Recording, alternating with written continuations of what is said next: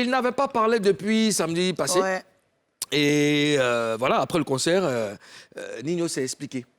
Ça et la famille, c'est un direct. Alors, je vous explique, hier, il y a eu des petits problèmes d'organisation. Donc, au niveau de la sécurité, c'est chaud de monter sur scène. Et c'est la sécurité avant tout, c'est la santé avant tout, c'est très important. Donc, à la suite de ça, on va organiser une date à Abidjan pour mes Ivoiriens, mes Ivoiriennes, comme je vous ai dit, et vous savez. Donc, on va organiser une date et on va revenir foutre le feu. Je ne sais pas où ça va se passer. C'est toute une organisation qui va se faire, mais on vous tiendra au courant. C'est un direct.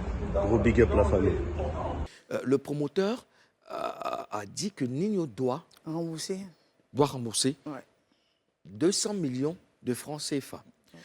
Est-ce que c'est ce qui a fait réagir le rappeur français? Karina?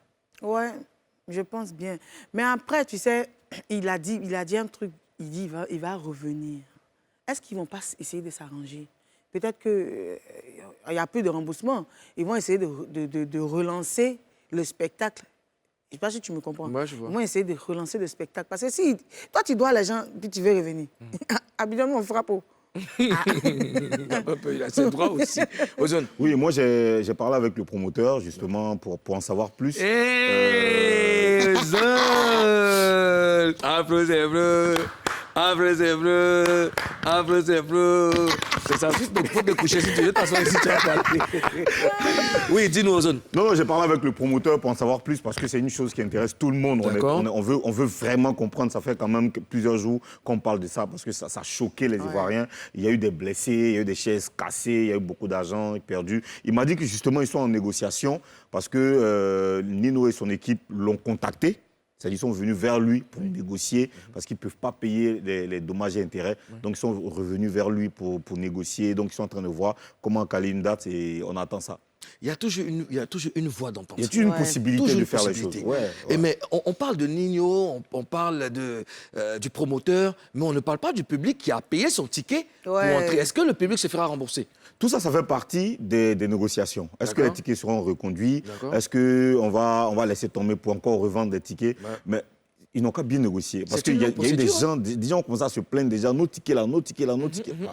S'ils n'ont pas bien fait, bon, écoutez. Et vous pensez que c'est faisable? Déjà, on a déjà les tickets qu'on a peut-être balancés à la poubelle. Non, mais ils vont devoir garder les tickets. Hein, parce que moi, je pense que si les tickets doivent être valables après, plus tard, il faut que tu justifies ton ticket. Non, tu viens et puis tu montes ton ticket. Je veux dire que y a eu du cafouillage. Le public part déçu, déchire le ticket, il s'en va. OK? Et après, il y a une négociation entre l'artiste et le promoteur pour trouver un terrain d'entente afin de reconduire le spectacle. Comment on gère avec le public qui est déjà parti découragé et qui n'a plus de tickets? Comment on gère ça? Bon, je pense qu'ils ont vendu des tickets en ligne. D'accord. Bon, je pense que ça... Il y a des traces. Il doit y avoir des traces. Ça, pour ceux qui ont acheté en ligne. En ligne. Et ceux qui n'ont pas acheté en ligne. Ceux qui n'ont pas acheté en ligne, qui ont leur ticket encore. D'accord. Bon. Ou bien où tu as acheté, tu vas là-bas. Si la personne te reconnaît. T'avais une photo, t'avais un selfie à la personne. Champion, moi, si tu m'as vu la dernière fois, moi, j'ai porté maillot rouge, j'ai venu payer mon ticket.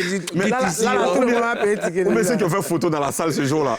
Moi, j'ai fait photo, j'étais là-bas. J'étais là-bas. Non, mais c'est un long process. Non, c'est compliqué. C'est un long process. C'est clair que ce ne sera pas facile. Moi, je pense que, Nino donne un concert gratuit.